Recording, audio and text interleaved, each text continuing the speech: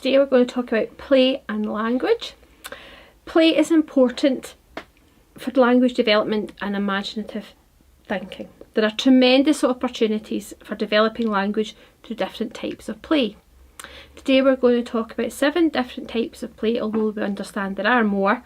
We're going to discuss exploratory play, physical play, everyday experiences, symbolic play, cooperative play, imaginative play and free play. So exploratory play. This is about providing your child with a wide range of household objects, things that you have within your home that can help children to learn about shape, sound, position, colour and texture. In the early stages, they will learn about shaking, banging, dropping and looking for things, and putting them in their mouth. As children discover the similarities and differences between objects, they also learn that different things have names. It may be a while before your child says any words, but exploring toys and objects gives them experience they will need to develop and understand language. Exploratory play. So keeping a special basket of household objects which are safe for your child, and change the contents regularly so that they don't lose interest. These are things that do not cost anything additional to your home budget, and hopefully they will provide different textures and sensations. We've got metal spoons, potato mashers, everything that you will likely have in your drawer at home, although they can be wooden as well. We have the texture, so they're shiny, they're metallic. We've got shiny paper. Our example today is simply a helium balloon that is deflated. We've got ribbons, that should be in there somewhere. Scraps of different material that you may have lying about the house. Tissue paper, old wrapping paper, empty pots or biscuit tins, and old sets of keys. We've all got some of them in a cupboard somewhere. Bang them together, make noises, empty them, fill them. Fasten ribbons to kitchen rolls and tubes and wave them about, make them visually appealing. So physical play. Physical play is great for encouraging the use of action words and action language. And we all can join in games, all sorts of different games. So there's lots of things you can do with a ball. A simple ball, throwing, catching, kicking, the things that you would usually expect, rolling it to each other, but also rolling it down a slide or rolling it down a slope, anything at all, bouncing, hitting it, kicking it, and under a chair, so you're thinking about other language as well, through a tunnel, so you're thinking then about other language other than just to someone or back from. You can use boxes. We've got our basket here. You can use boxes and you can climb in and out of boxes, so you're using language like in and out, or again you can do through, like tunnels as well. You can throw a ball into a box, you can jump over a box, and you can run around boxes. So there's lots of good language that can be developed when you consider how you can use a box. You can also play hide and seek. That's another physical play example. So hide and seek, there's a lot of movement involved, a lot of actually thinking about the space around you and thinking about what you can possibly do with that space. And also you're thinking about using words again, so your place words. So behind, you could be behind a door, you could be under a table, you could be in the bed, words like that as well. So that supports the use of action words and language that we want to develop. So there's lots of different things that you can do, all of the examples that we've talked about in the previous section that you can use for physical play. So the banging and so on can be physical as well. And now we're moving on to everyday experiences. These are the things that you will do at home naturally, and you are now going to hopefully involve your child if you don't already do so. This may slow down activities, but it will give your children a brilliant learning experience. So something like helping with the washing. They can put dirty clothes into the washing machine. They can pull them out. So we've got in and out. We can put them into the basket. We can then go outside and peg up the washing. So that's developing other skills as well as their language skills. We can sort out clothes and take them to the room. We can talk about furniture in that respect. We can start to help with cooking activities if your child is old enough and able to. We can add chopped ham and pineapple and sweet corn to pizzas. We can help to spread butter onto the sandwich. We can make fruit salad, jellies and sandwiches, and we can talk about mixing and pouring and setting and cold and warm. We can also do activities like shopping. When visiting your local shop, your child could buy a small packet of crisps or a magazine. Try to make sure that your child knows what they're going to buy and how that will work out and how that will support their learning. We can also draw a small shopping list so it's very pictorial, very visual for your child. Outdoor activities. Children will enjoy helping to wash their wellies. They'll be able to help sweep up leaves, post letters, plant seeds and flowers, and water the garden. And there's a lot of measure and length, conversation and words in that respect. Okay, so symbolic play.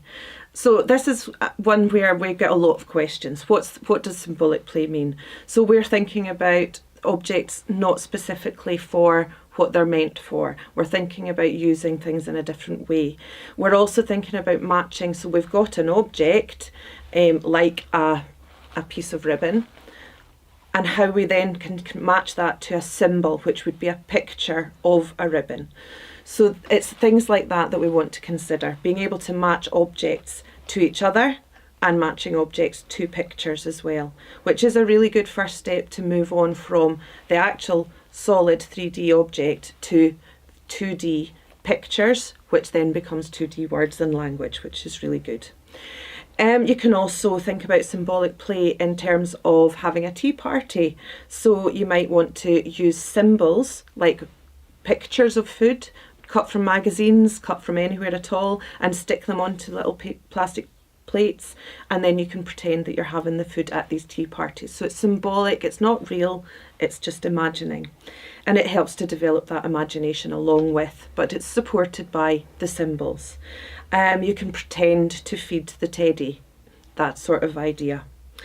You can also use large dolls, so using those or teddies to pretend to dress them, to wash them and feed them. And these are things that children quite naturally do a lot of the time, but some children we need to give a little bit of support to encourage to try these things. So it's good to give them opportunities and to have items of clothing, might even be some of their old baby clothes that can be used.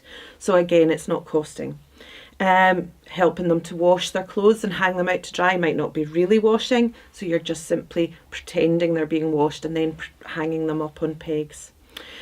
You can also think about miniature toy play, so not just your large dolls but your small dolls. So you might have a doll's house or zoo animals, so you've got different types of small creatures or animals, and you can have them pretend that the piece of toy furniture, and then say, right, that's a sofa. Can you find the sofa in our house? So they're matching then the symbol, the toy, to the real object. And you can do that with other things. You can have them pretend to have food at the kitchen table in a doll's house. You can have them brush their hair or dress them or undress them. Again, it's all that symbolic play where you're considering the pretend aspect. Zoo animals, again, zoo animals, we don't always have a whole zoo enclosure, so you could use bricks and make a pretend zoo enclosure. You can use pretend rocks and caves and all sorts of different things, again using ribbon or something for a river, anything at all that you can think of, just to sort of develop that pretend aspect. You can also, the things that we would most normally do with animals is make them pretend to hop, if it's a kangaroo, or pretend that the penguin's waddling, or that you have a monkey that's climbing up. So it's doing all of those pretend actions as well, and developing the language along with those actions. So cooperative play. These are activities that we will do with our child naturally. But rather than saying, let's go and, why don't you go and do a jigsaw? Let's do a floor jigsaw together. Build a tower with large or small bricks. Thread beads to make a necklace. One person can choose the thread, while the other person can choose the beads. Make pretend food cakes or anything else really with Play-Doh. One child rolls out, the other puts it in the tins and into the oven. Others can set the table for a tea party. So this is again going back to imaginative play. Craft activities give a good range of cooperative play opportunities. We can paint, we can colour, we can glue.